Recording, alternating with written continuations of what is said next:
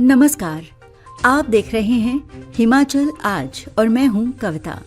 पेश हैं इस समय के खास समाचार। आज के इस खास बुलेटिन में हम बात करेंगे दिल्ली के गलियारों में हिमाचल के बागवानों के लिए लड़ी जा रही एक बड़ी लड़ाई की, जहां मुख्यमंत्री खुद मोर्चा संभाले हुए हैं। साथ ही आपको बताएंगे सुक्खू कैबिनेट के उस फैसले के बारे में जो राज्य के अनाथ बच्चों और विधवाओं के जीवन में नई रोशनी लाएगा। और बुलेटिन के आखिर में बात होगी हिमाचल के मौसम और बर्फबारी से जुड़ी उस खबर की जिसका इंतजार सैलानियों से लेकर बागवानों तक हर कोई कर रहा है। पूरी जानकारी के लिए इस खास बुलेटिन के अंत तक बने रहिए। हिमाचल प्रदेश की आर्थिकी की रीढ़ कहे जाने वाली सेब बागवानों के लिए एक बहुत बड़ी खबर के साथ बुलेटिन की शुरुआत करते हैं।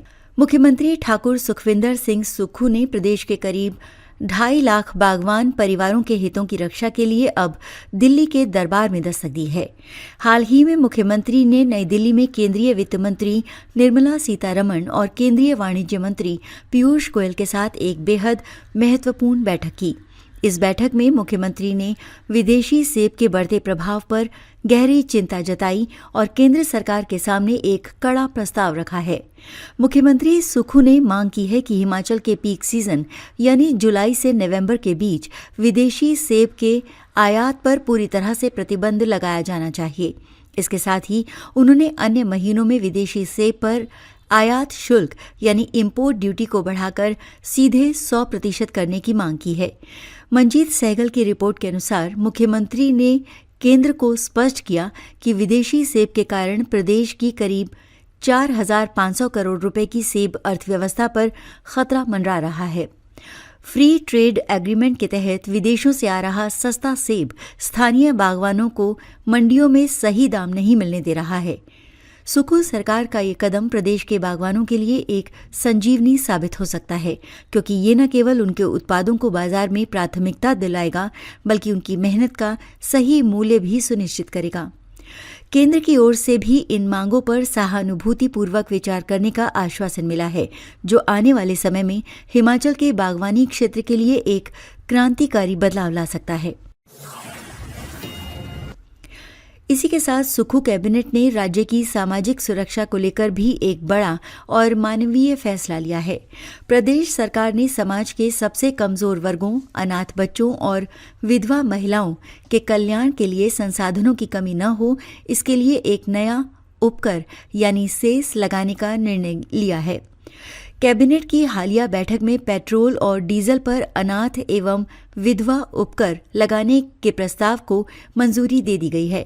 सरकार का कहना है कि इस सेस से जो अतिरिक्त राजस्व प्राप्त होगा उसका उपयोग विशेष रूप से बेसहारा बच्चों की शिक्षा, पालन पोषण और विधवा महिलाओं की आर्थिक सहायता के लिए बनाई गई योजनाओं को और अधिक मजबूत करने में किया जाएगा। हालांकि सरकार ने यह भी साफ किया है कि इस कदम से आम जनता की जेब पर कोई बड़ा बोझ नहीं पड़ेगा, लेकिन ये एक स्थायी फंड बनाने में मदद करेगा जिससे राज्य के हजारों परिवारों को सीधी मदद मिल सकेगी।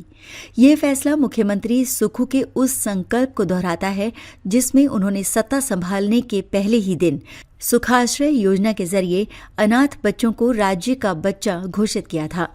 अब इस नए सेस के जरिए इन योजनाओं को वित्तीय मजबूती मिलेगी और भविष्य में धन की कमी आड़े नहीं आएगी। अब बात करते हैं हिमाचल के बदलते मौसम की, जो इस समय प्रदेश के लिए सबसे बड़ी राहत की खबर बनकर आया है। लंबे समय से ड्राई स्पेल यानी सूखे जैसे हालात का सामना कर रहे बागवानों और बर्फबारी की उम्मीद लगाए बैठे पर्यटकों के लिए मौसम विभाग ने एक बहुत बड़ी घोषणा की है। मौसम विभाग ने 22 से 24 जनवरी के बीच पूरे प्रदेश के लिए भारी बर्फबारी और बारिश का येलो अलर्ट जारी किया है। मंजीत सहगल की विशेष रिपोर्ट के अनुसार एक सक्रिय पश्चिमी विक्षोभ यानी वेस्टर्न डिस्टर्बेंस के कारण शिमला, कुल्लू, मनाली, लाहौल स्पीति और चंबा के ऊंचाई वाले इलाकों में भारी हिमपात की संभावना है। ये बर्फबारी केवल पर्यटकों के लिए मनोरंजन का साधन नहीं है, बल्कि हिमाचल की सेब की फसल के लिए व्हाइट गोल्ड यानी सफेद सोने के समान है। सेब के बागानों के लिए आवश्यक चिलिंग आवर्स को पूरा करने के लिए इस समय बर्फबारी होना बेहद जरूरी है। इसके साथ ही निचले इलाकों में बारिश से फसलों को नया जीवन मिलेगा और जल स्रोतों का पुनर्भरण होगा। पर्यटन व्यवसाय से जुड़े लोगों में भी इस अलर्ट के बाद खुशी की लहर है, क्योंकि जनवरी के अंतिम सप्ताह में बर्फबारी होने से होटलों की ऑक्यूपेंसी बढ़ने और पर्यटन कारोबार में उछाल आने की पूरी उम्मीद है।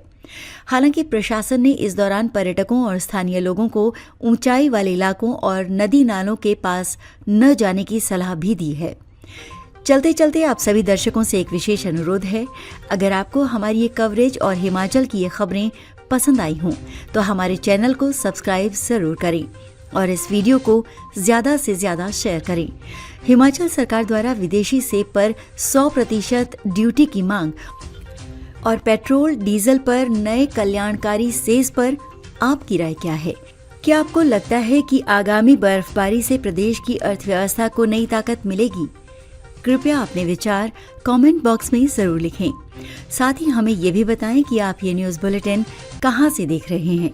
आपके विचार और आपकी प्रतिक्रिया हमारे लिए बहुत जरूरी है।